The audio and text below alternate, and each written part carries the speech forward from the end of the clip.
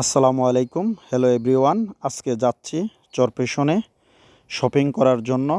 কি কি কিনলাম, বড় মেয়েকে ডাক্তার দেখালাম, সব কিছু থাকছে ভিডিওতে। প্রথমে আমার দুই কন্যাকে নিয়ে যাচ্ছি চরপেশনের উদ্দেশ্যে, তাই বাড়ি থেকে বের হলাম। আজকে আবহাওয়াটা ছিল বৈরী আবহাওয়া, মোটামুটি একটু আগে বৃষ্টি হয়েছে, তাই আজকে মোটরসাইকেল না নিয়ে আমরা চলে যাব লোকালে, অর্থাৎ অটোতে। আজকের জার্নি আমাদের অটোতে করে চরপেশনের উদ্দেশ্যে। আর আমার দুই মেয়ে আজকে খুবই খুশি।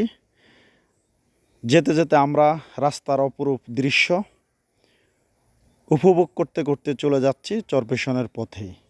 আজকে আমাদের পরিবহন হচ্ছে অটোরিকশা। আর অনেক দিন পরেই আজকে অটোরিকশা করে ভ্রমণ করছি আমরা চরপেশনের পথে। আমার দুই মেয়ে খুবই খুশি, কারণ তারা আজকে কেনাকাটা করবে, সেই জন্য তারা খুবই আনন্দিত। আর এটি হচ্ছে ভোলা চরপেশন হাইওয়ে। রাস্তাটি অত্যন্ত সুন্দর, আর আপনি চরপেশন যাওয়ার পথে এরকম দৃশ্য আপনার চোখের সামনে পড়বে।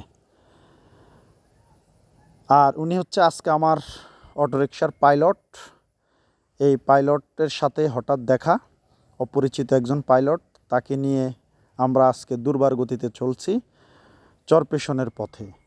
আর পাইলট খুবই দ্রুত গতিতে গাড়ি চালাচ্ছে। এটি হচ্ছে জনতা বাজার, চরপেশনের আগে। এই বাজারটি অত্যাধিক বড় একটি বাজার।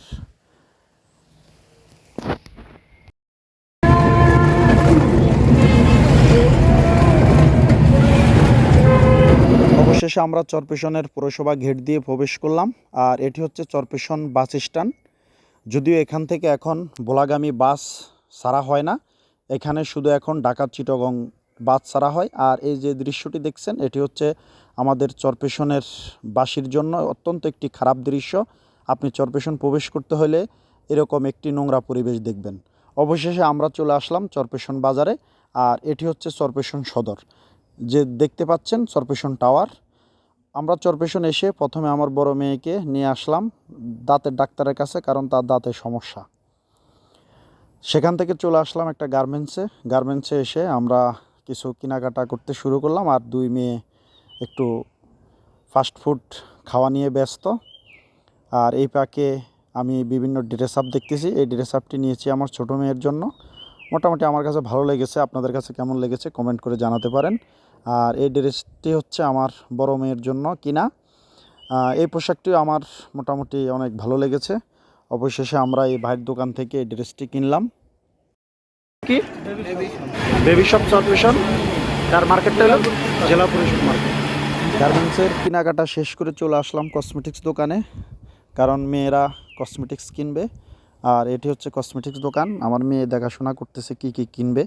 অবশেষে আমরা কসমেটিক্স কেনাকাটা শেষ করে চলে আসলাম জুতার দোকানে, আর মেয়েদের জন্য জুতা কিনলাম।